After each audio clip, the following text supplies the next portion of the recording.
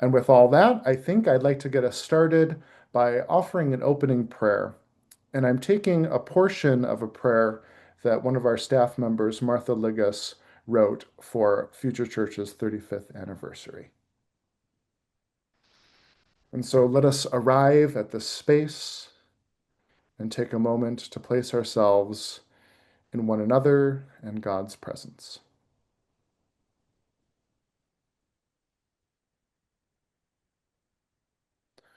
O God, beyond our limits of time, in you all that has been and all that will be converge in this moment.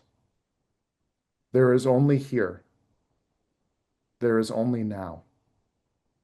There is only this breath. So we breathe together this day, attentive to the way your Spirit moves here and now, because she is still speaking. And together, inspired by all that has been, and with a firm hope in all that will become, we listen now in this moment to our breath, knowing that it is the very breath of your Spirit who speaks even now. Amen. We are so lucky that Shannon Evans is serving as our moderator for this evening's conversation. Shannon K. Evans is the spirituality and culture editor at National Catholic Reporter and the author of the books The Mystics Would Like a Word, Feminist Prayers for My Daughter, and Rewilding Motherhood. And with that, I will turn things over to the very capable hands of Shannon. Thank you. Thank you. That's very optimistic of you. I hope I hope that they're capable. We will see. It's my honor to be here. I'm very humbled to get to moderate this panel of incredible voices. And I think I'm old enough now that I can call them young voices in the Catholic Church because I am getting ancient. I have been aware of these young people for a long time.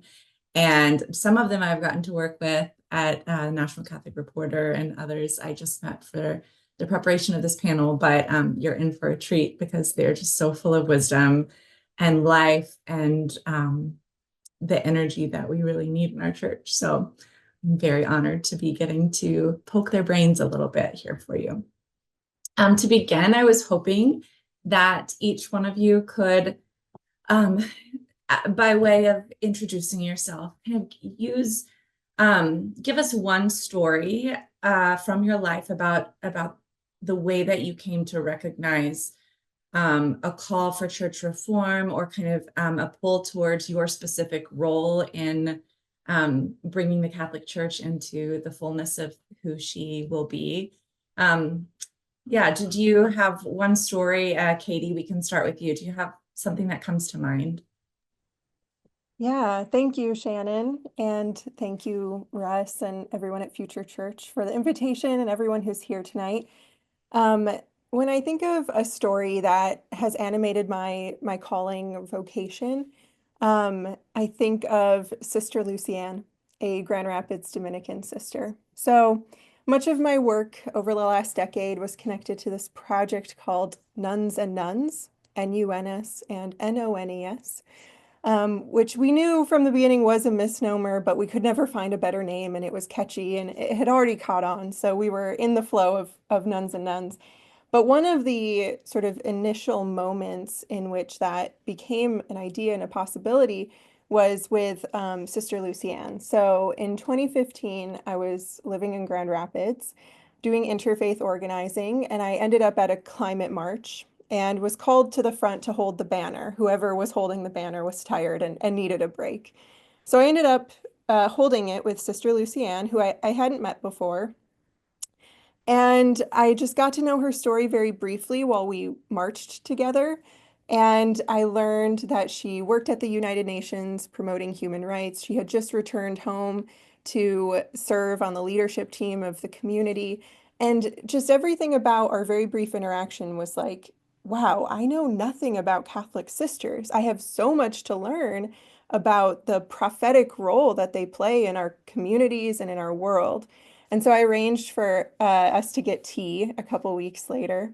And as that day came up, I was very nervous because I felt like I needed to confess to her that I was agnostic. I didn't want her to have the wrong idea that I was coming from a Catholic place because I wasn't identifying with the tradition at the time.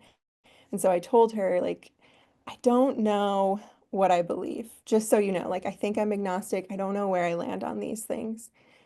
And she immediately just laughed and said, that's okay. Some days I don't know what I believe either. And that just totally exploded my understanding of a person of faith, that you can hold uncertainty with faith. A lot of religious leaders I had been meeting at the time were so certain in a way that didn't really appeal to me. I wasn't really drawn to a certainty, a faith of certainty. But what Lucianne and I explored together really opened up new avenues for me. And so I think what I found in first in our friendship and then in this Nuns and Nuns collaboration that came down the road was just about reimagining what are the forms of community we can create. It hadn't occurred to me that I, as a non-religious person, should be or could be creating community with sisters. And then we found these perfect collaborators in our relationships. We were asking a lot of the same questions, but from different generations. And so I think that for me, my work, my call in this work is less about reform and more about reimagination. It's just about reimagining what containers can hold the whole of us, the uncertainty, the doubt, the questions, as well as the longing for something deeper and something more in our lives. And I think, I was thinking about it today and I just feel like I don't know if this is a thing, but like a new wineskin kind of Catholic, where like I really believe that gospel story that we need new wineskins for our wine. And eventually, if we keep putting new wine in the old wineskins, they will burst. We will lose those eventually. But I really feel called to just keep creating new wineskins and just keep experimenting with new ways that we can find belonging and spaces for becoming.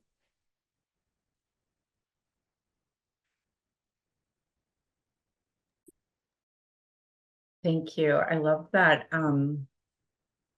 that note that you made of reimagining instead of reform is the word that you use. Reform is such a loaded word, and sometimes it doesn't feel like there's a better one, but I think you might have found it. I really like reimagining. That's beautiful.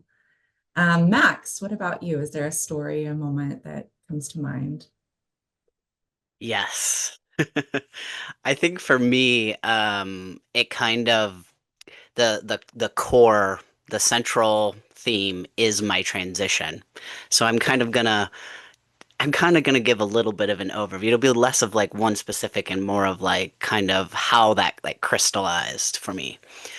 So I began speaking publicly about LGBTQ inclusion only after deconstructing from the fundamentalist Catholicism I was raised in and discovering the depths of progressive Vatican II Catholic thought.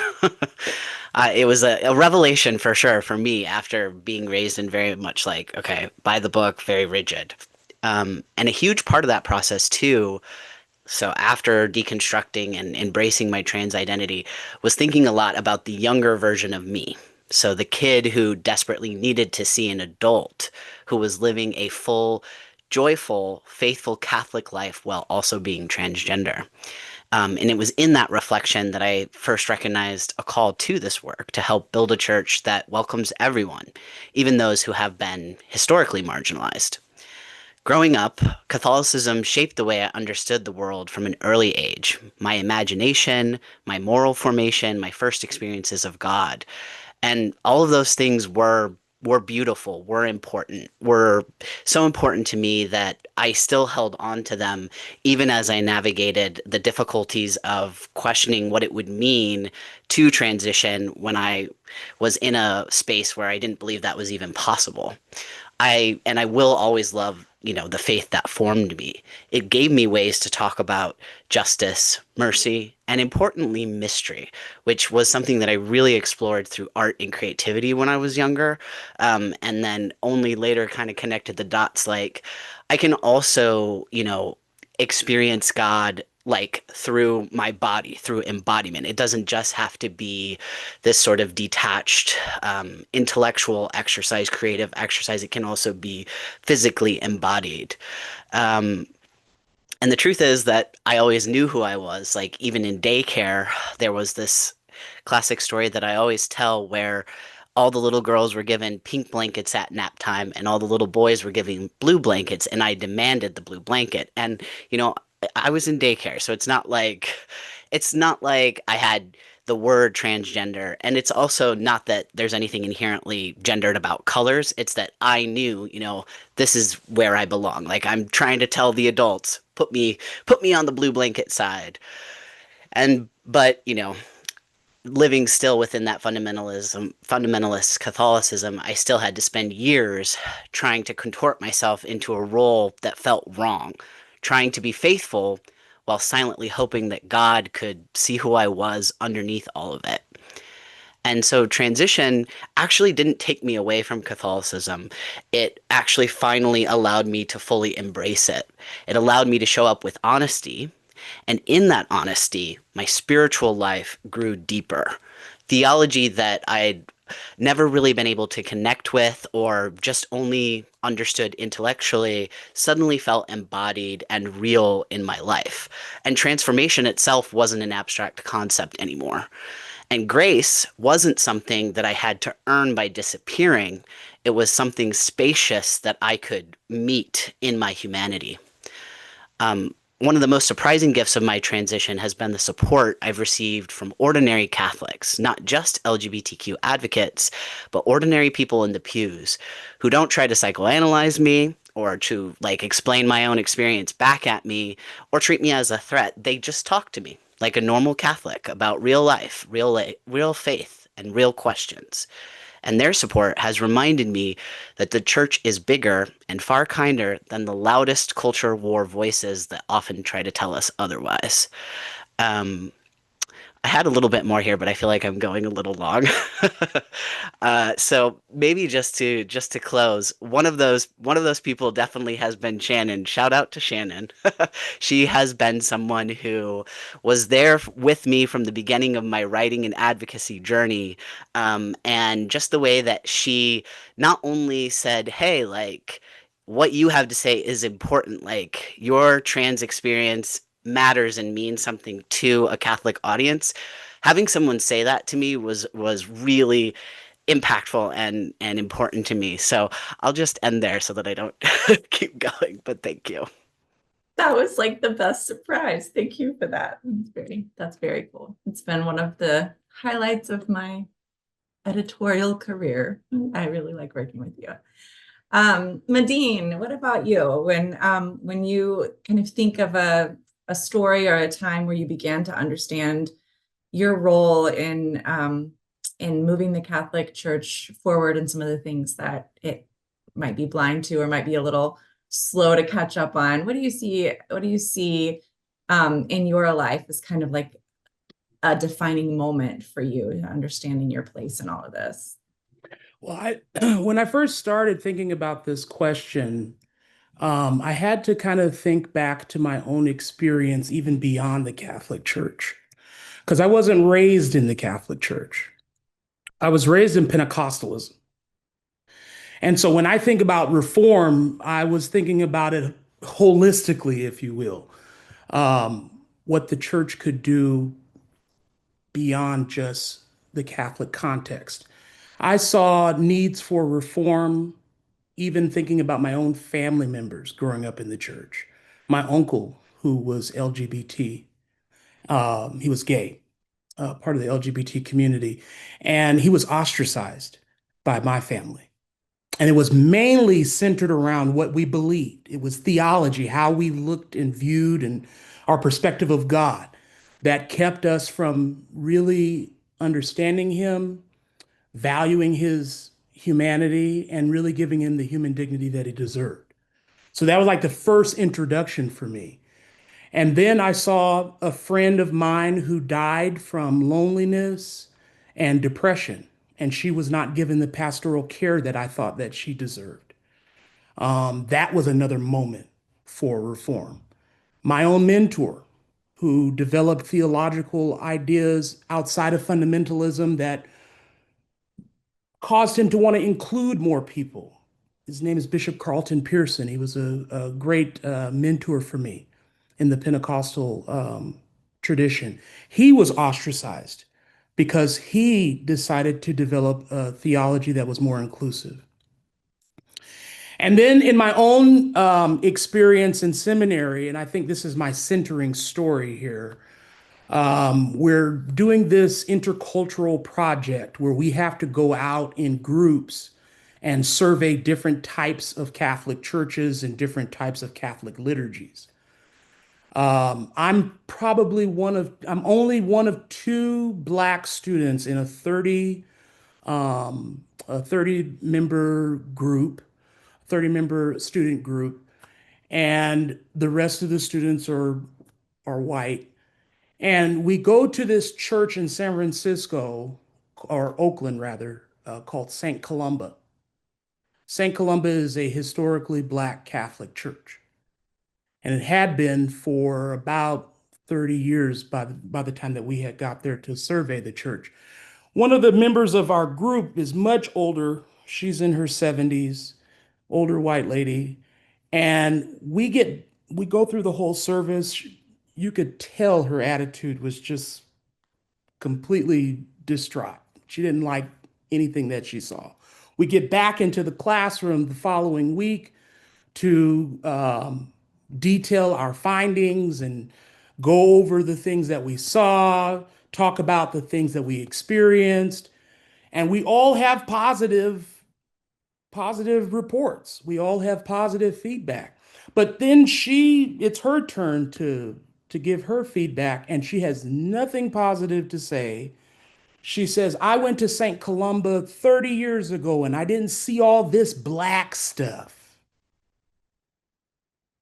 And she just goes on and on and on. And my fellow student, or my colleague, is sitting next to me, older Black lady, and she just grabs me and just starts hollering, Jesus, Jesus. Like, as to say, don't say anything. Don't say anything. Just let this happen. Let her keep going. The professor is now crying and screaming, please stop. Please stop. And this lady she just continues. I had enough at a certain point. I got up and walked out the classroom.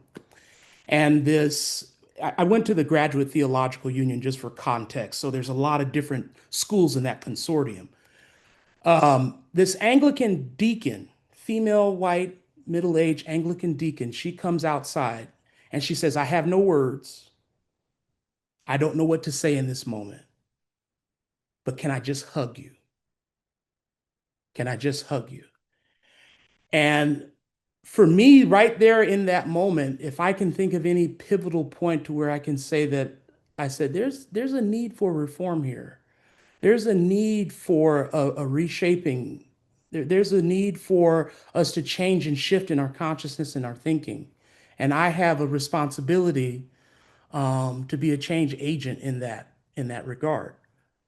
That's a moment that I can point to that happened to me in my theological seminary training. Thank you so much. That's really powerful. Oh, I'm sure everybody else's pulse is racing as fast as mine is right now. But thank you for sharing that with us. That's a sacred moment. Yeah. Yunuen, would you share what comes to mind for you when you think about this question in your own life and context? What does that mean? Or what story, what example comes to mind in your life? Yeah, of course. Well, I've shared a little bit of my story before, but if I were to think about the experiences, insights, and moments, I would say that I've shared before that I came out when I was 17 and then went back into the closet for 10 years. So I would say everything I experienced and learned during that time led me to understand my role today. So I first want to say that, like some of my co-panelists, I was not raised Catholic either. I don't know if I've shared that before. I was culturally Catholic. I mean, Mexicans, we're all culturally Catholic. But from a very young age, my mom identified as non-religious, and we actually experienced a lot of different religious traditions. And so by the time I came out, and we say that when the child comes out, the parents go into the closet, which means sometimes they don't want to talk about what it means to be queer. And so so again, we came to the church, and I say we because my mom brought me to find answers, right? And so the answers that I found at first were just different people telling me you are less than based on this part of you. And so so when I went back into the closet for 10 years, I told myself I have to discern three things, right? And I want to do this in peace. I don't want people telling me what the answers are. So one, I need to discern what is my orientation, right? I want to do the right thing. People are telling me this is not the right thing. Number two, I want to discern what is my vocation, right? Because if my vocation is to be single and abstinent, then yay, I'm welcome in the church. But if it's not, if it's to be with a person for a lifetime, then maybe not. And number three, I want to discern if my vocation is to be with a person for a lifetime, how much can I put up with to belong to the church, right? And so it took me 10 years to discern that. But a big part of my experience was in just taking religious formation, right? So I remember being a youth leader and taking basic religious formation, archdiocesan courses, and then going to the advanced courses, and eventually coming across a class titled Myths and Realities of Homosexuality, which you don't find those. It's not often that you find those in archdiocesan or diocesan spaces. And so it was, I think, after I took this class, and obviously after 10 years of formation of my conscience, that I realized, wait a second, all of these ideas that I have that I am less than actually came from people who either don't understand the lived experience of LGBTQ people, or who don't even understand the doctrine. Because once I understood the doctrine, I realized, okay, I'm invited to discern my own vocation, right? I shouldn't be infantilized and told that I need to be one thing or another. I am invited to follow my conscience through the primacy of the conscience. And so, it's really misunderstanding of doctrine and a discriminatory application of it that is getting in the way of me doing more, right? And me coming out again. And so by the time I came out a second time, I realized my role, a big part of my role is going to be to continue in this religious formation circles where I can share my experience, one that is diverse, but also challenge those ideas that exclude some of us. And I also realized that we didn't have enough people doing LGBTQ ministry work. And so as a youth leader, and part of my role during those 10 years was to create new leaders, right? And so I realized part of my role was also going to be to put resources together so that others could have a basic guide as to how to do this work. And it's not just Yunuen Trujillo or any one person being a protagonist, but actually a lot of people doing the work together. And so, yeah, that's how what led me to understand my role. And lately, that role has actually been shifting, and I'm realizing I'm feeling called to focus more on intersectionality, as I've realized that the only way that we will win justice for all is when all of us have a better understanding of each other. So that's a little bit of my story. Thank you so much. I can't wait to pick your brain on that in a minute. It's an important topic. We'll go to a little bit more in depth now that people have kind of introductions to you and are a little bit familiar with each one of you as individuals. So I just wanted to give you a chance to answer questions more directly about the things that you've shared are on your heart. So Medene, if you don't mind, we're going to start with you. You mentioned that, you converted to Catholicism as an adult. I don't know if we've mentioned that you are a podcast host. And so people, I'm sure, will want to know where to find you there. But in season 2, you're going to be centering the voices of people who have been excluded from the church. And I'm wondering, from your own experience, particularly coming to Catholicism later in life as an adult, which also was my story, and what you're listening to a lot of stories for this podcast work that you're doing. How do you think that the church can reach out to communities and people that have been hurt by the church itself? Well, I think to reach out to communities that it's hurt in regards to racism is kind of what I want to respond to. The church first has to repent of its sins, showing humility, acknowledging past hurts, and being willing to be vulnerable. And we can't simply just spiritualize the issues, even though that is a reality. We need to focus on genuine selflessness and consistent action. We have to acknowledge where we have fallen short, where we have historically failed to be pastoral, empathetic, as well as allies. And we have to own our own shortcomings, sins, and evils, because it has escalated to that level of evil. There's been evil that's done in order to overcome those realities. And this is not just a personal responsibility, but it's a collective responsibility. And I know that the church has made statements in the past, from Gaudium et Spes, its pastoral constitution in 65, and Pope John Paul condemned it in 85, and Pope Francis even called it a virus. Racism, and the USCCB has they put out letters like Brothers and Sisters to Us in 79. 40 years later comes Open Wide Our Hearts in 2018. But those ethics and these documents need to be ongoing initiatives for the church collective. Every diocese, every archdiocese needs to be living this out in a regular and on a regular basis. Moreover, I think that you're going to hear me say this quite a lot. It needs to be felt. It needs to be felt by communities most oppressed. And in my opinion, in my experience, it has not been. That feeling is not as real. It feels more performative. It feels very performative. Box checking. Our ethics that we project into the world, I think, have to carry a feeling tone. And I don't think that those tones in those documents, and the Catholic Church loves its documents. That's one thing I'm learning. I don't think that they're felt as deeply in regards to racism, nor can we evidence it well in the church collectively. When we look at the church currently, when speaking, and some people may disagree with that, but that's my experience.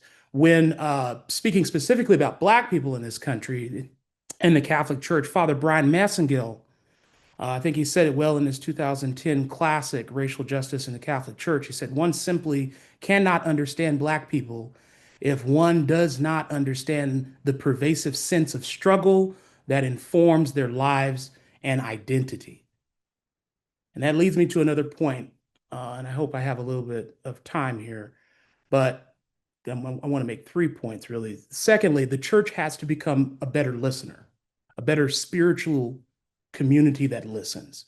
As I've learned from Dr. Brian Flanagan at Loyola University in Chicago, he says that listening is prayer. When we listen to one another, we're trying to cultivate an environment where we can better understand one another. And then the purpose for listening is to seek to understand, understanding community needs and engaging then in acts of service with that community in order to build trust, such as providing food, shelter, advocating for justice issues, because it can't just be charity, it also has to be justice. That's important to the community. Offering support they need, be it legal, economic, emotional, social, psychological, sacramental, pastoral, educational. Hopefully, we're doing all of those things to create a stronger spiritual community, in our case, Catholic community. I think this helps do more community engagement because building relationships is the crucial piece of it for me. Especially, that's especially true when we consider the African American plight, as it is a historical issue in the Catholic Church. And the last point that I'll make is the church has to be ready and committed to playing the long game. It took hundreds of years to create this problem. I think it's going to take that amount of time and more to fix it. And so engaging in systemic change, when we look at playing the long game, engaging in systemic change, going beyond just the immediate needs and charity to address the root causes. This involves advocating for those marginalized communities, engaging in city politics, working with local organizations in conjunction with the most affected communities. I love the work that the Catholic worker does. I'm learning a lot about the Catholic worker, and I'm loving the work that they do. And I plan on partnering with them more in my own ministry at the school that I serve at, the Catholic school I serve at here in Los Angeles. But we need to see more of that kind of justice and charity work. And we need to see it lifted up. I don't, I'm looking at my own context here in the Archdiocese of Los Angeles, and I don't see it being lifted up, but instead pushed off to the side to just say, yeah, we have it, it's there, but that kind of seems to be it. I don't see or feel the support for ministries like that. Same thing with LGBTQIA plus organizations in the Catholic Church. You can find them, but are they being lifted up? Are they being loved on? Are they being learned about, even in our Catholic education context in schools? Can you really feel that? In my opinion, in my experience as a new Catholic, I've been here since 2018. I say no. And so, one last point about playing the long game is I think that we need to build diverse leadership.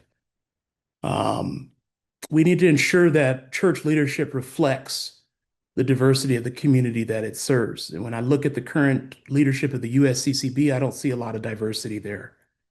I'm open to be corrected on that, but the video that they just sent out that went viral about immigration doesn't look like the U.S. Catholic Church that I worship in. The faces look very status quo, very white. And while I'm thankful for their words and their heart, I advocate for more diversity in leadership to reflect the communities that are being served. It's not enough to just be able to intellectualize the needs of the community. It's even more powerful when you have people that can feel those needs in the most organic ways, So I think we need more diverse leadership. So consistent, compassionate, and selfless actions is key. The church must be willing to be vulnerable and persevere over the long term. And to me, that's a good start for reaching out to communities that the church has hurt. Wow, that was wonderful. Thank you so much, Medene. I struck early on how you said, building trust, and we have these documents that are all well and good, if very stale, but like at the end of the day, it's why should the Black community trust the Catholic Church? And I think that, I'm really challenged and thankful for your words of just like, it's going to be a long time. It's not a quick, I'm sorry, let's, let bygones be bygones. It's a long haul. So I'm really glad that we have your wisdom, and I'm excited to see your voice spread over the years. I think it's really important. So thank you. Thank you so much. Yeah. Yunuen, we're going to move to you. So you kind of teased us at the very end with what you shared earlier, and you said, you're kind of moving from, for a while you focused specifically in LGBTQ plus spaces, and you're kind of moving towards intersectionality right now.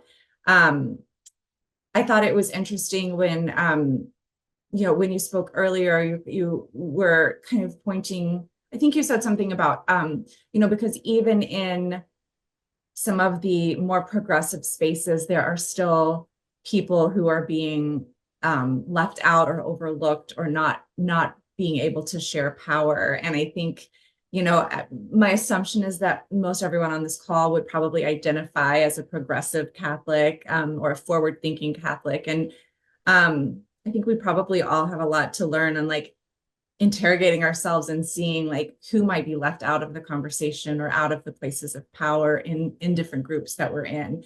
So could you talk a little bit about intersectionality and what it means to you and the Catholic Church? Sure. So the reason why I believe talking about and reflecting about intersectionality is so important right now is because of everything that's happening in our country, but not only in our politics. What we have seen happening in our church, in the past, you know, decades, and so I want to address briefly why it is that white Christian nationalism, which is what's happening, what's leading the conversation and defining what it means to be a Christian today.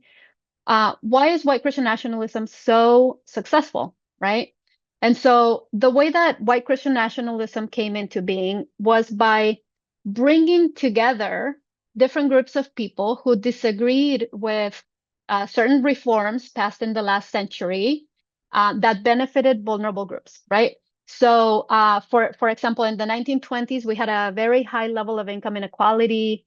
The top 1% of the population in the country owned 40% of the nation's wealth. By the 1930s, we passed reforms, labor rights, social safety nets, you know, financial regulations to decrease that income inequality. Then by the 1960s, we had the Civil Rights Act of 1964, right? So we start seeing groups of people that didn't like those changes, right? The top 1% didn't like the changes in the 1930s. By the 1960s, we passed the Civil Rights Act, which outlaws discrimination. Some people didn't like that. In the 1960s, we passed an immigration reform that was focused on family reunification over nationality or race. It benefited people of color. Some people didn't like that. In the 1970s, we passed laws for women to have more financial freedom, to be able to get a credit card without your husband's signature. Some people didn't like that. So it hasn't been that long since those changes have been in place, right? Where marginalized groups have a little bit more of an equal footing. By the 1980s, we see that the top 1% once again sees an opportunity to start accumulating wealth. And they realize, you know, we have to divide and conquer. If we're going to start, you know, if you have 3 cookies and I have 5 and I'm going to take 1 cookie away from you, I need to have a group to blame, right? So far they had poor people, they had Black people, people of color, immigrants, and women, right? So in the 1980s, we see a shift in the rhetoric when it comes to the vulnerable. And much of that shift starts infiltrating our Catholic spaces, our Catholic media, our homes, our parish communities, slowly but surely over the last 3 or 4 decades, our seminaries as well. By 2007, the income level of income inequality was almost at the same level as in the 1920s. And then here comes marriage equality. And people didn't like that, right? We have the last group of the LGBTQ community that we can blame for anything that goes wrong with the country. So white Christian nationalism is so successful because it brought people together. It brought the people that didn't like those changes together and then paired them up with people in power, financial power, religious power, political power, with a promise for more power and dominance, and while framing all these positions as expressions of Christian values. So white Christian nationalism thrives on division. It weaponizes division, and it has been weaponizing division, including within our Christian spaces, for the past 3 or 4 decades. And so I mentioned earlier, I've been part of different faith-based spaces, advocacy efforts, and ministry spaces that focus on different marginalized groups. I'm an immigrant. I've been in immigrant spaces. I'm an LGBTQ person. I've been in LGBTQ ministry spaces. A woman. I've been in spaces that advocate for full inclusion of women in the church. And over time, I've realized that there's often a group that is either purposely overlooked or misunderstood within those spaces, right? So sometimes that exclusion might be intentional, strategic even, right? We don't want to weaken our cause by bringing up somebody else's cause. But most of the time is not intentional. And so when we talk about reform in the church, I want to just say, two things. Number one is, yeah, we have to reform our church structures. We have to develop our doctrine, but we also have to reform this idea in our mind that that we have to wait until the hierarchy makes changes, right?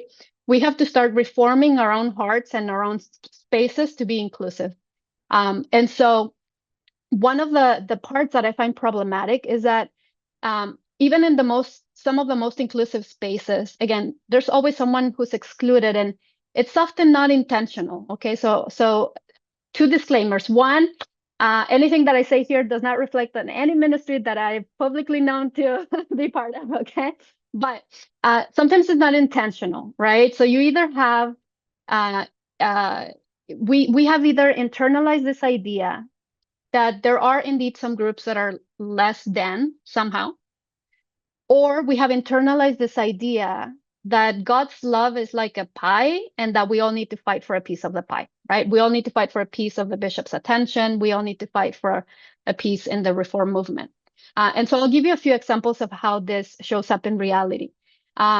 So I've been in faith-based community organizing spaces where everybody's included except the LGBTQ community. That sometimes comes from funding, right? There's funding restrictions.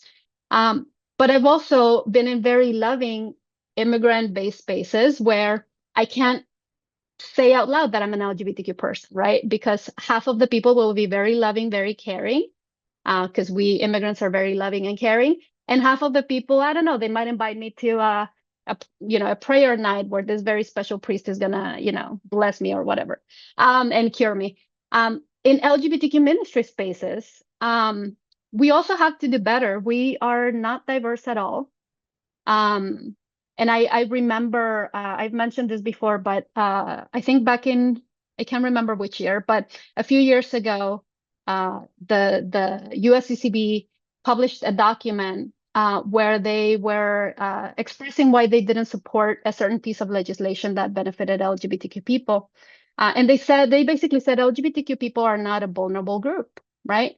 And all the sources that they were referring to were studies about like men in corporate worlds, gay men in corporate worlds who are more likely to be white, right? And so as much as I try to say we are a vulnerable group, our very own groups don't reflect that diversity either, right? So that actually weakens our cause.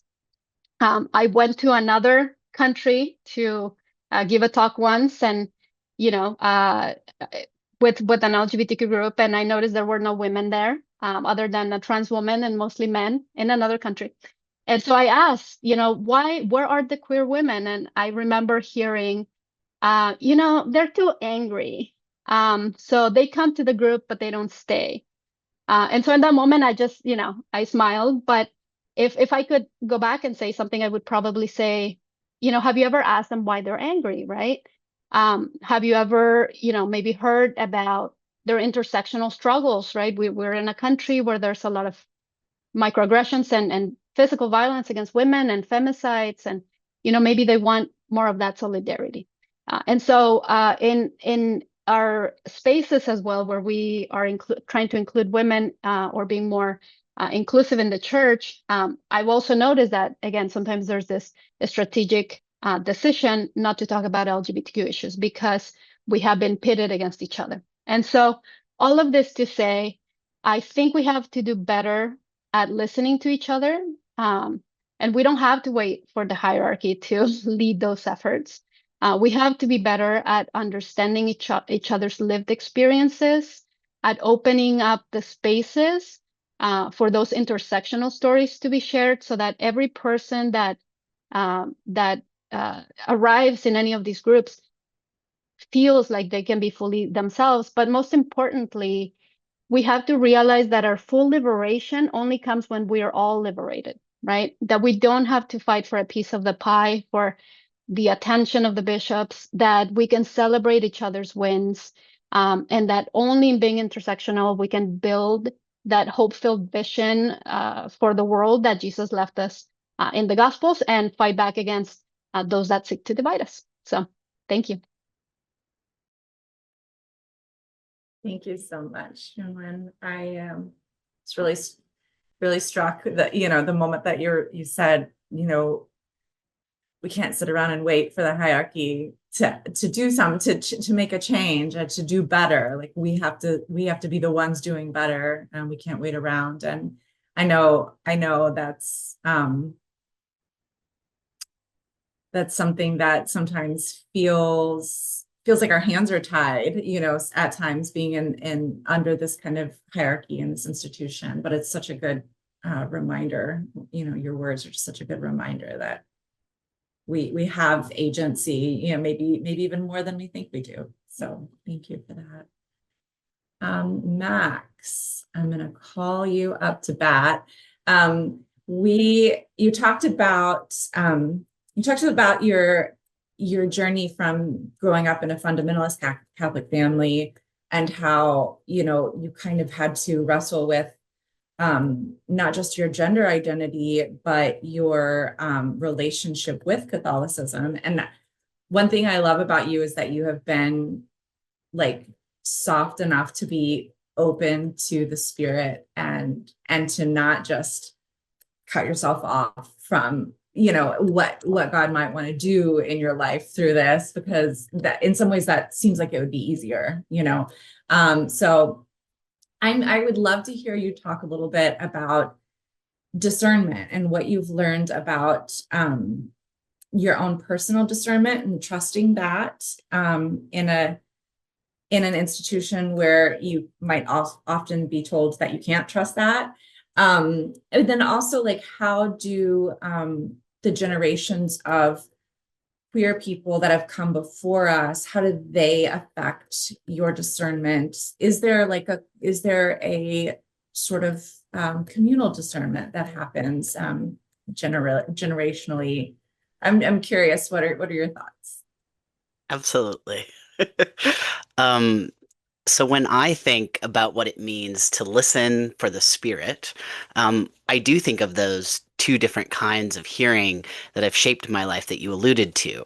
The interior discernment that I had to cultivate as a young LGBTQ person growing up in that space, and the intergenerational wisdom that I encountered when I finally stepped into the LGBTQ community. And honestly, it was definitely a case where, like, I had to allow myself to make space. And kind of the softness that you mentioned, I think it is very animated by an openness. Like I had to practice an openness so that I could see what was actually out there outside these artificial walls.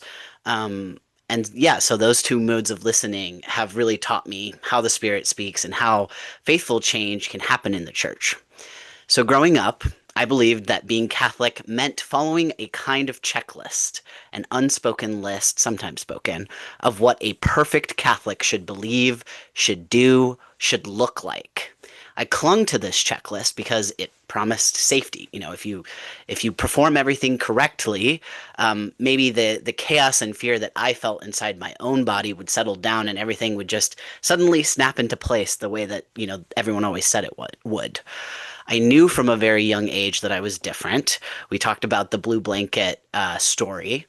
And as I grew older, puberty became a very painful and disorienting experience, because it felt like the world and even my own body were all insisting that I become a person that I knew inside that I wasn't. So I've talked and written about these types of fundamentalist environments before, using the terminology of high control Catholicism, a term that I use along with my collaborator Emma Cieslik, who is a queer museum worker and writer, to refer to these more fundamentalist spaces that can create everything from toxic masculinity to new branches of Catholic nationalism that are like mutations from the Christian nationalism that Yunuen was just talking about. Even the recent U.S. bishop statement that Medene referred to, they made a statement on immigration while simultaneously restricting gender-affirming care from U.S. Catholic hospitals, which impacts something like 1 in 6 or 1 in 7 Americans who rely on Catholic hospitals. And after years of living in these high control Catholic spaces, which I really only knew as my whole world because it was work, school, personal life, it was down to, I feel like it does kind of sound crazy to say this, but it was down to people would tell me, if you need a car mechanic, make sure they're a Catholic. And, it had to be the right kind of Catholic. So it really was very closed.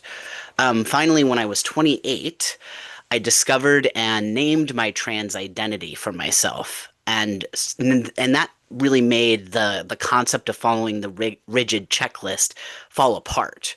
The structure that I had relied on no longer worked or made sense to me or for me. And all the external Catholic voices around me, these professors, these leaders, these peers, these car mechanics, they were urging me not to trust the truth of my own inner experience. But in the moments of silence that I had alone, something unmistakable was stirring inside me, and that was the steady, persistent pull of the Spirit. And so that's kind of when I had to start learning or started to step into, I was open to contemplative discernment. So contemplative prayer in the Christian tradition is a kind of resting in God. It isn't about demanding answers, it's about showing up honestly, trusting that God can only meet us in truth. For me, contemplative prayer became the place where I could quiet the noise of expectations and kind of like all this built up concept of these checklists and this rigidity. I could put it on pause long enough to hear what was actually happening in my own soul and in my own body. This process helped me to release my grip on being right about everything, and instead start to attend to the deeper movements in my heart, even the messy truths. And I feel like this is really important. There's a lot of messy truths that don't fit neatly into boxes or binaries. It was really difficult for me to learn, like, there are some things that are gray. Not everything is just this clean. Pretty much nothing is very simple. There's a lot of shades of gray. And this process invited me to trust the divine image within me, not the fear that had been layered on top of it. The second mode of listening emerged when I encountered the LGBTQ community. And specifically, I want to highlight here the deep historical, intergenerational solidarity shared among queer and trans people who have survived, resisted, and loved one another through generations of marginalization. So long before I even had language from my own experience, I was 16 and I found videos on YouTube of transgender men who were talking about their transition. Their reflections hit on all these themes of embodiment, joy, freedom, honesty, and in many ways became a kind of sacred text for me. They were passing down a lineage of survival, the same way marginalized Christians always have, through testimony, hope, and through the promise that we were here before you and we made it so you can make it too. Also, this solidarity isn't and wasn't only digital. There's so much history of the queer community that isn't digital. It's historical, embodied, and it is also profoundly spiritual. One of the examples that moves me the most is the work that lesbians did during the AIDS crisis of the 80s and 90s, when HIV-positive gay men were abandoned, feared, or left alone to die, often without medical care, pastoral care, or even human touch. It was often lesbian volunteers who showed up. They nursed men that society would treat as untouchable, and they built networks of care when churches and governments would not. And we see it today, too, with LGBTQ community centers that offer housing, healthcare, safety, organizations that help queer refugees fleeing persecution, unions that are fighting for the rights of trans healthcare workers, families of choice forming around young LGBTQ people who have nowhere else to go. And there's Catholic communities like Dignity USA, New Ways Ministry, and Outreach that step up to give LGBTQ people of faith a softer place to land. And we do need them to be more intersectional. I echo that as well. And for allies, even simple acts like using someone's pronouns correctly, supporting LGBTQ artists, or interrupting transphobia or homophobia that you overhear in a conversation, or xenophobia or sexism, racism. These are forms of communal involvement and listening. They're ways of saying the truth matters, the experiences of everyone matter, and I will make room for everyone. I did also have the privilege of meeting Pope Francis in October of 2024. I told him I'm transgender in a very bad Spanish accent. I probably should have practiced more. But he welcomed me and shook my hand with love in his eyes. He modeled a truly pastoral and loving spirit that has stuck with me. These experiences crystallized my sense of calling. My role in the movement for church reform and renewal is to show that Catholicism can be a home for everyone. Now, I know I'm running out of time, so let me see if I can summarize a few of my last points here. I think what I would like to conclude with here is to just say, like, about the transgender journey itself. It's full of small daily miracles of, hearing your name spoken aloud for the first time, seeing your reflection in the mirror that starts to feel familiar, as you go through hormone therapy, feeling your body start to become more true to you. Theologians and artists sometimes compare the trans experience to the resurrected body, radiant, visible, bearing the marks and scars of transformation. And for me, embodiment is an incredibly powerful spiritual gift. My body stopped being a site of conflict and became a place of revelation where I could meet God, not in who I was pretending to be, but in who I actually am. So I think I should probably stop there for time. Great. Thank you so much, Max. Oh my gosh, I teared up a little bit actually when you were saying that you were a teenager watching these YouTube videos, and it just really struck me how you use the word sacred text, which just feels like it encapsulated it so well, but like the virtues really that you were describing that you were receiving from them, or that it was just so holy and so clearly what we identify as Catholic, responses in you. And it's just like, it's so beautiful to see the Spirit having worked that long ago in you, and just leading you here. So I'm glad you shared. Thank you. Katie, you are in the hot seat, and thanks for your patience. I say thanks, but I'm sure that you've been hanging on every word, just like the rest of us have. So, as you've worked with nuns and nuns, obviously, and monasteries of the heart, in your work with religious communities, we're really interested in what you have to offer as far as new expressions of community in circles of faith and faith-based spaces. I'm wondering particularly about change, and we've used the word reform or reimagining, but kind of, maybe particularly as we see a lot of religious populations are probably not sustainable. They're not increasing in numbers, they're decreasing pretty rapidly. I guess you don't have to address that unless you just want to, but what has living in community taught you about change? How does that inform your approach to community and spirituality and life together? That's a pretty it's a pretty abstract question, but hopefully you can take it and just run with it. I'll hang on to the word change, especially because, as I mentioned before, my work with nuns and nuns really drew me close to women religious congregations and orders, and we really walked together through sisters really facing a lot of changes in their communities as their communities shrink in size and age as well. But I also my experience of change has deepened a lot in these last 6 years as I've lived in a monastic community. So I live with the Erie Benedictine Sisters in Erie, Pennsylvania, in a small priory where there's 5 of us living together. And in our community, we observe a 1,500-year-old rule of life. and we follow that tradition daily. And then my work here is translating that wisdom into an online monastery called Monasteries of the Heart that's trying to bring this ancient wisdom to contemporary seekers. So I'm really living, I think, at this intersection where there's change everywhere, as for all of us, that is true. But I'm really seeing how does change happen through these experiences. And there was a conversation I had a few years ago with Sister Joan Chittister, who's a sister in our community. She started Monasteries of the Heart.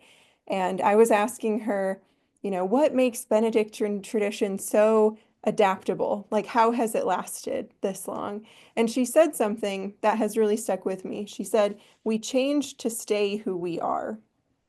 And I think it's kind of like a koan. It's like a paradox. But what I love in that is that changing is a part of our identity. It's who we are. It's how we become who we are.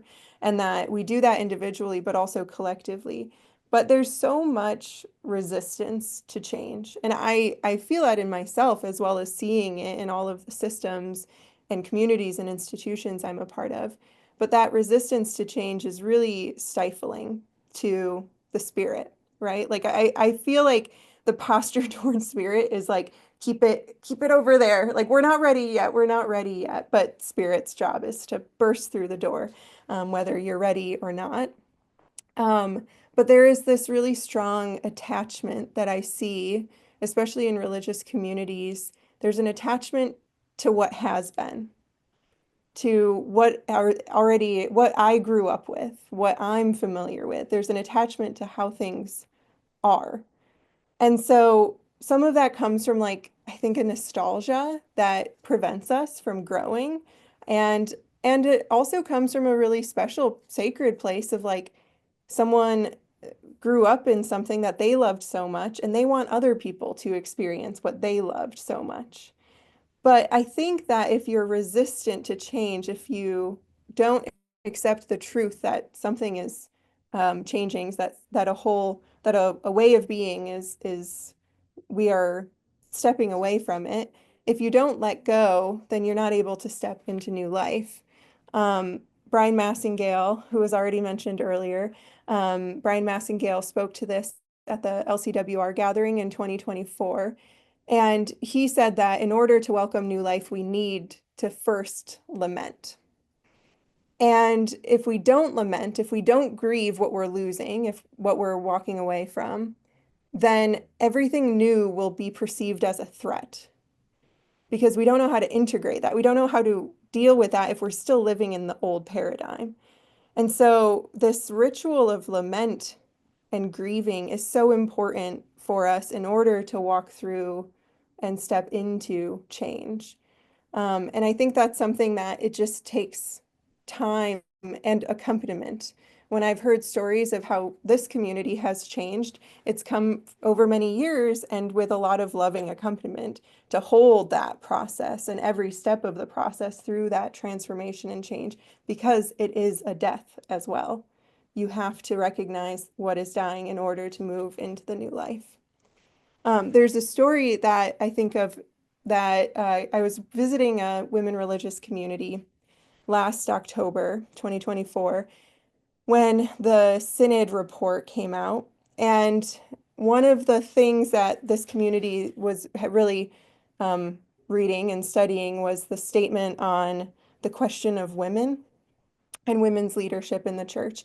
And it didn't give an answer. It didn't give any steps forward, but it said it was remaining open. So some people perceive that as like a win. They didn't shut the door. Yay. Other people were really hurt and disappointed that here we are again, disappointed again by the church not doing anything. When I sat for dinner with sisters that night, it was overwhelmingly disappointment and sadness for the loss that didn't happen there. And there was one sister in particular who, as we were talking, she said to me, "I wonder if it's time to shed the skin of the Catholic Church." She is an incredible woman, a leader in her community, and just felt like through that sentiment, like, have we outgrown it? Like, maybe we've outgrown it. provided that skin, that incubation, that place of becoming, that safety, security. But when is that no longer serving us? And when can we step out of what is no longer serving us to try to grow new skin? Again, it's those new wine skins that I was saying earlier. And I think that it's really courageous, one, to be able to say that. I couldn't stop thinking about the image of shedding the skin of the institutional Catholic Church. And it's really courageous to follow that instinct as well. And this is where I'll end my reflection, which is shout out to the foundresses, right? Like they are people, these founders of women religious orders, who made something out of nothing often. They were sent across the world, or just in their own hometown, created something new out of nothing or out of the old. And I think that, I was looking through, I know there's many women religious on this call. I'm sure those of you who aren't women religious love women religious. They have such a rich tradition of feminist empowered leadership in their communities. Each community has their own foundress parable, right? Of like the impossible things that this woman did in order to create their community. There's a book on women and new monasticism by Bernadette Flanagan I read several years ago. And she said in the book, a foundress takes an imaginative leap into an intuitively perceived but undefined future. So a foundress doesn't know what's coming next, but she leaps, right? She goes for it. She tries something. And that foundress energy we really need today. There's a lot of conversations on refounding going on in our communities. And I think I would love to keep that energy going of what new things can we create, what new forms can express the same longing. Like that hasn't changed, right? Like we're here for the same reasons that the mystics before us or the monastics before us were, but the times have changed, and so our forms and our shapes can change. And the more people that leap into that intuitively perceived future, I think the more of us can find that landing on the other side as well.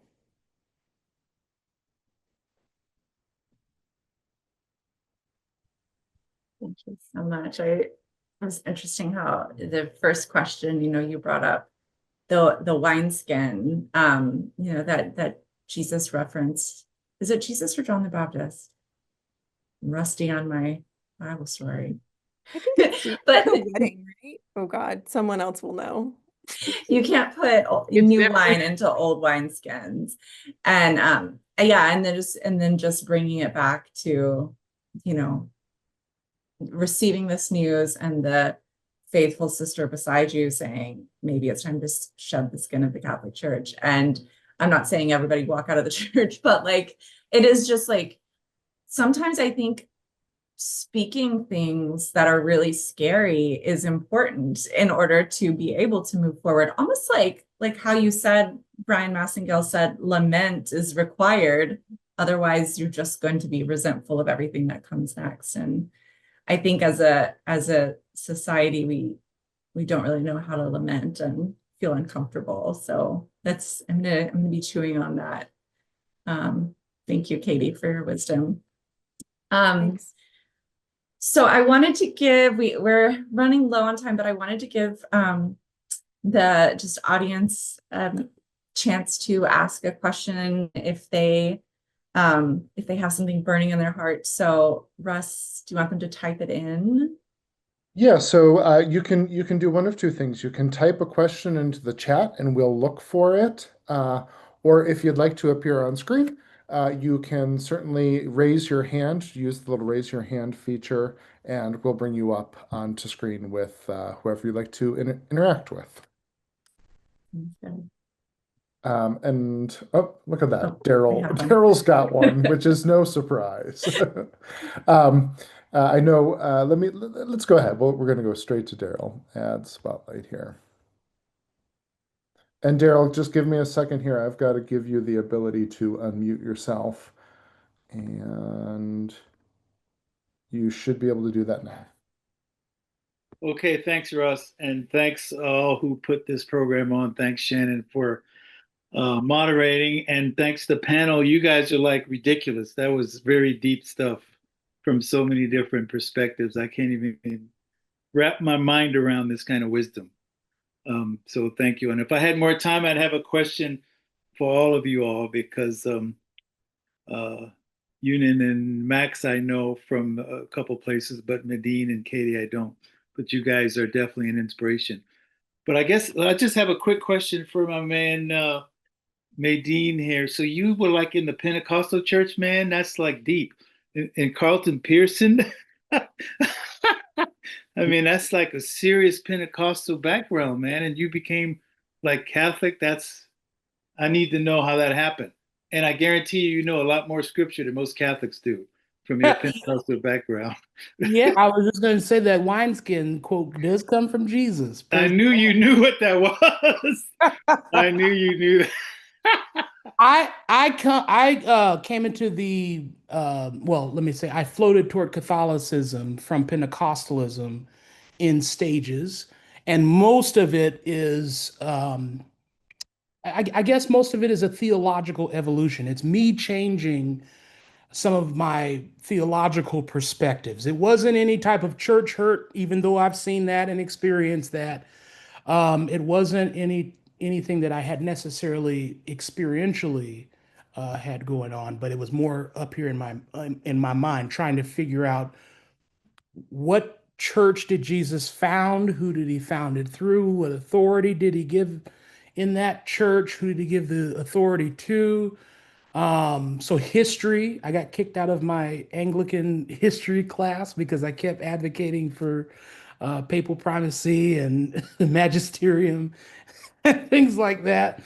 So I've floated mainly because of the theological evolution.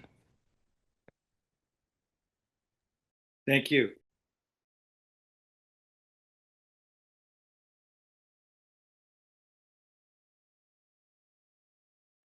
Send us your questions. Yeah, I know. If there are questions, please feel free to put them in the chat or raise your hand. Otherwise, I think, Shannon, you may have had some follow-ups that you might want to fill some space with. Well, one thing that I wanted to ask each of you, and this is cold turkey, you were not ready for it, but I'm just really curious of like, is there a specific spiritual practice that keeps you going in the work that you're doing? I'm asking for a friend / myself. I guess how do you ground yourself in this work like on a really internal level?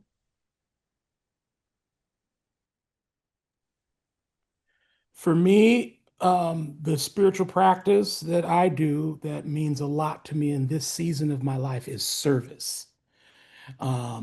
Serving communities with my students is pivotal for my own spiritual development, and it keeps me grounded. And I think that it gives me great hope because I get to see young people's minds change about their interconnectedness to the rest of the world. And that all happens through service, not anything intellectual necessarily, not any other means, just by giving themselves to other people. So that's powerful for me. Thank you so much. That hits home. That makes a lot of sense. The practice that's coming to mind for me is, and I'm surprising myself in this answer, is reading the Psalms, particularly reading them in prayer with the others that I live with and pray with. And I think what really is connective about the Psalms to me is just how eternally true they feel, particularly about our political reality today and the instability that we're feeling. Every time Psalm 146 comes up and it says, like, do not trust those in power, I'm like, that's right. We can't. We have to rely on each other and trust in God. And I think that reading those Psalms, feeling connected to those who wrote the Psalms, those who have read the Psalms over 2,500 years, 3,000 years, makes me feel a part of something much bigger than myself, and then therefore able to kind of just show up to what is mine to do here and now. Thank you. What a great answer. For me, I find myself kind of thinking of like motivations rather than practices, but I will say a specific spiritual practice for me, um, because a lot of my work is around writing. um, I make time for like spiritual writing, like that is just kind of between me and God. Like I have time where I can just do that. And I know, it's always the case that, in the hectic craziness of life that it's really hard to like have that time. But I think that that is incredibly grounding for a lot of reasons. It's similar to the contemplative practices and discernment in general, in that you need to have a place, whatever form it takes, where you can pause all of the intensity and just be with yourself so that you can, hear and connect to the divine.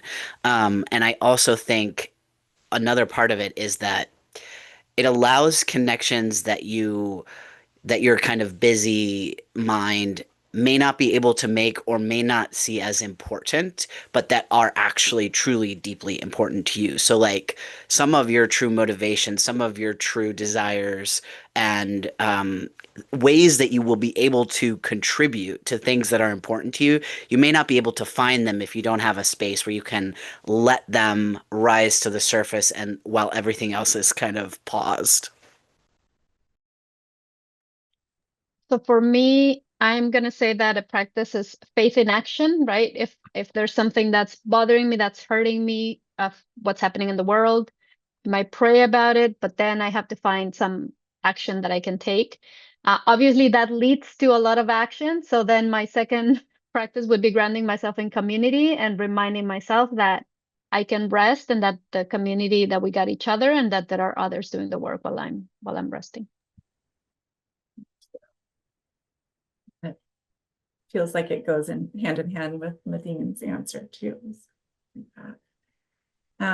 We have time for one or two more questions, or I can go forward with our closing question. What do you think, Russ? I did see one question in the chat that I thought might be interesting, and not everyone needs to answer it, but if anyone has. So Dr. Katya says there are plenty of moderate and progressive people leaving the Catholic Church, and there are plenty of conservative and patriarchally inclined folks joining the church worldwide. But she notes that the liberal Catholic Church in Germany is losing members by thousands, despite its forward-looking stances. For instance, most bishops favor women deacons, LGBTQ blessings, things like that. So does anyone have any comment on, thoughts that might be driving that a little bit? Recognizing that we're all based here in the United States, so we don't really know culturally what may be going on in Germany.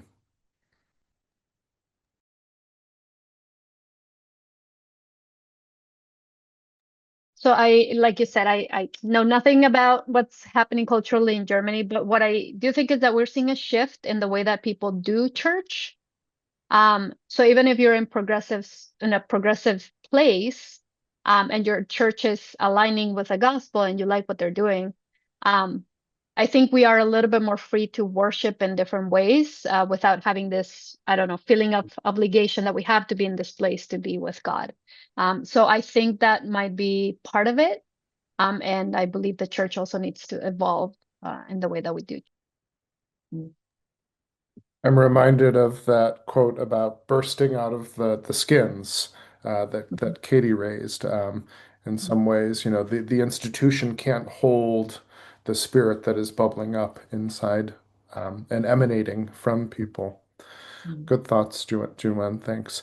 I do see Chris Shank has a question. So if we can do maybe Chris, and then we'll do the closing question and we'll wrap up. Does that sound good to everyone? Good. We're going a little long, but I could sit here for hours, but I don't want to keep everyone for hours. So let's bring Chris on. Chris, let me make sure you can unmute yourself and you should be good. Go ahead. Yeah, first of all, thank you. This has been fabulous. And at incredible depth, spiritually and breadth. My first comment is about the German church, and that is in Germany, the church is funded by uh, people who say they're Catholic, then a certain amount of money goes from the German government to the Catholic Church. And so sometimes people leaving are sort of a political statement. I'm not so sure if it's always because of spiritual stuff, though it might be. And just thank you. I that was basically what I wanted to say. I don't have any questions. You've left me with more to ponder, and I'm always grateful for that. And Katie, give my love to Joan Chittister, okay? Will do. Yeah, it's wonderful what you're doing. So I just learned a lot from you guys too. So thank you, thank you. Great, Chris. Thanks for that. Yeah, you know what? Now that you mention it, I do remember that there is some sort of tax thing going on there. Yeah, Thank you. that's Yeah. Yeah. That's really um, interesting. Well, to close, I wanted to give each one of you a minute to send us off on a good note and tell us what is giving you hope right now.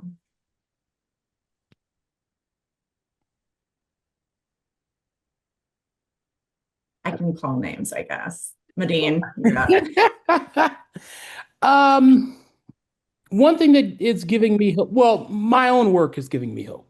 I can say that. Sounds like it. Yeah, my own work is giving me hope. My students give me a lot of hope because a lot of the paradigms that we find ourselves wrestling in, they're not even playing the game.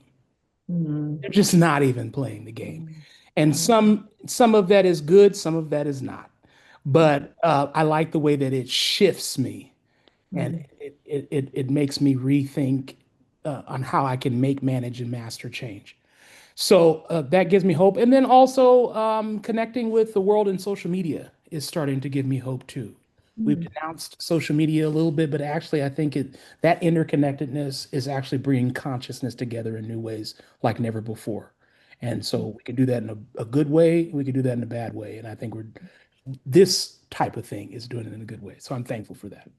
Okay, thank you. Katie, what comes to mind?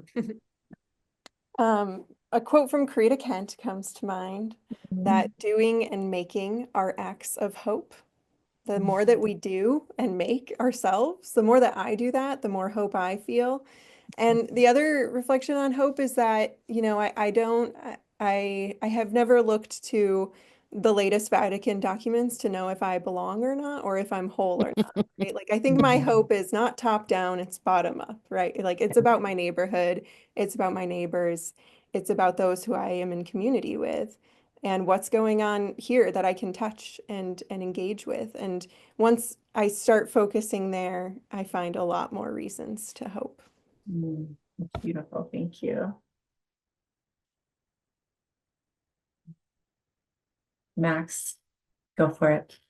Okay, I'm up. Yeah, I think I touched on it a little bit with like I definitely have a great source of hope from, you know, for me, just like discovering this world of welcoming and accepting and supportive of Catholics, LGBTQ Catholics specifically, but also finding out that there are like ordinary Catholics who are welcoming and loving and accepting as well.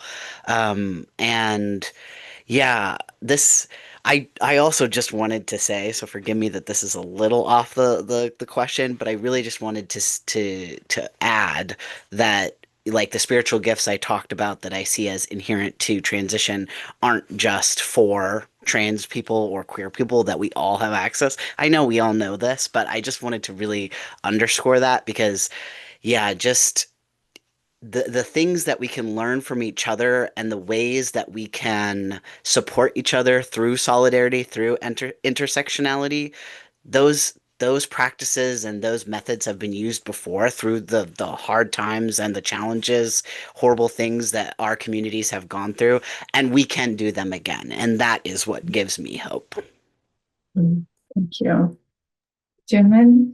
So for me, what's been giving me hope lately is seeing people's response to what's happening to immigrants in the country today. People volunteering for rapid response networks. And it kind of reminds me that goodness is the majority, and it reminds me of a poem that says a bomb makes more noise than a caress, but for every bomb that destroys, there are millions of caresses that nourish life. And so it has reminded me that we are the majority, good people are the majority, and that gives me hope. Beautiful. Thank you. It's a great one to end on.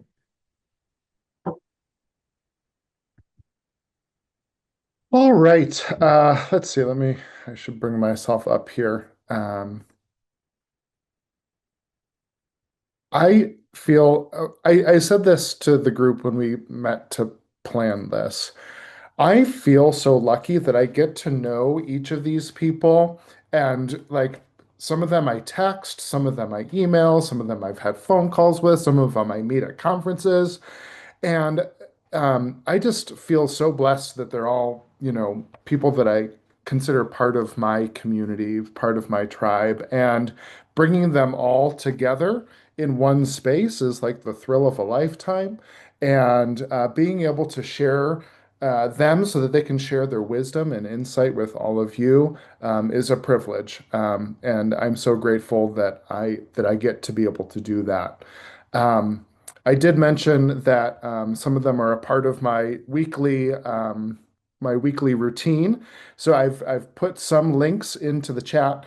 There are certainly other places where you can find these folks and hear more from them, but those are good places to start. And I will make sure to include those in the email that I send out as well. Please subscribe to their Substacks, their podcasts. They're all amazing and wonderful. I think I'd like to close with a prayer that was written by, it's a portion of a prayer that was written by one of our staff members, Olivia Hasty.